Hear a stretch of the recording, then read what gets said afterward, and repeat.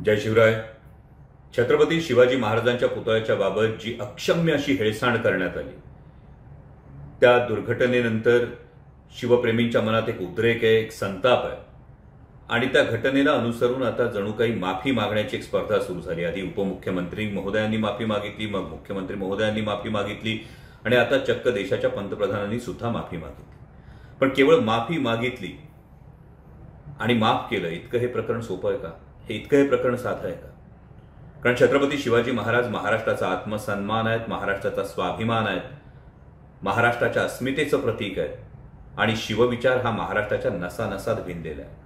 आणि या शिवविचाराची गेली 2-2.5 वर्ष ज्या पद्धतीनं पायमल्ली सुरू आहे ती पाहता खरंच प्रश्न हा निर्माण होतो की कुणाकुणाची आणि कशा कशाबद्दल माफी मागणार। आणि त्याच भावना या कवितेतून व्यक्त करतोय।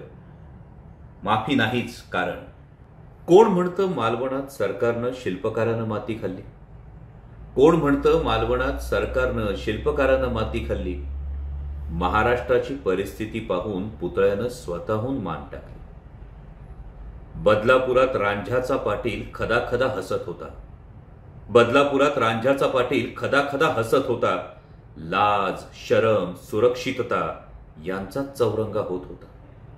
गुलामांचे बाजार पुन्हा दिमाखानं सजले होते, गुलामांचे बाजार पुन्हा स्वार्थी दिमाखानं सजले होते। खोक्यांच्या बदल्यात आमदारच काय, मंत्री सुद्धा विकले होते। नेताजी तानाजी बाजी आता पूर्वीसारखे राहिले नव्हते, नेताजी तानाजी बाजी आता पूर्वीसारखे राहिले नव्हते। निष्ठा, विश्वास, स्वाभिमान यांचेच कडेलोट झाले होते। शासनकर्तेच विकल्यानंतर प्रशासन मस्तवाल झालं होतं, शासनकर्तेच विकल्यानंतर प्रशासन मस्तवाल झालं होतं। रयतेच्या राज्याचं स्वप्न डोळ्यांदेखत धुसर बनलं होतं। 18 पगड जातींना घेऊन जिथं स्वराज्याचं तोरण बांधलं होतं, 18 पगड जातींना घेऊन जिथं स्वराज्याचं तोरण बांधलं होतं, तिथंच जाती जातीत धर्माधर्मात द्वेषाचं बीज फोफावलं होतं। कधी काळी दिल्लीला डोळे दाखवणारा महाराष्ट्र आज निमूट गुडघे टेकत होता, कधी काळी दिल्लीला डोळे दाखवणारा महाराष्ट्र आज निमूट गुडघे टेकत होता। महाराष्ट्रातलं पान सुद्धा हलवायला दिल्लीचा आदेश लागत होता, दिल्लीचा आदेश लागत होता। शेजारचा सिंधुदुर्ग 350 वर्ष लाटा झेलत उभा होता, शेजारचा सिंधुदुर्ग 350 वर्ष लाटा झेलत उभा होता। तिथंच राज्यकर्त्यांचा मिंधेपणा पोकळ पुतळ्याच्या मनाला बोचत होता। स्वार्थासाठी, सत्तेसाठी महाराष्ट्र धर्माला तिलांजली दिली, इथं स्वार्थासाठी, सत्तेसाठी महाराष्ट्र धर्माला तिलांजली दिली।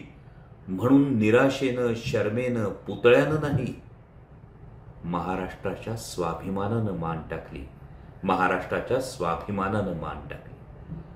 पण शपथ आहे शिवछत्रपतींची, पण शपथ आहे शिवछत्रपतींची पुन्हा महाराष्ट्र धर्म जागवण्याची, रयतेचं राज्य साकारण्याची, स्वाभिमानी महाराष्ट्र पुन्हा नव्यानं घडवण्याची, स्वाभिमानी महाराष्ट्र पुन्हा नव्यानं घडवण्याची।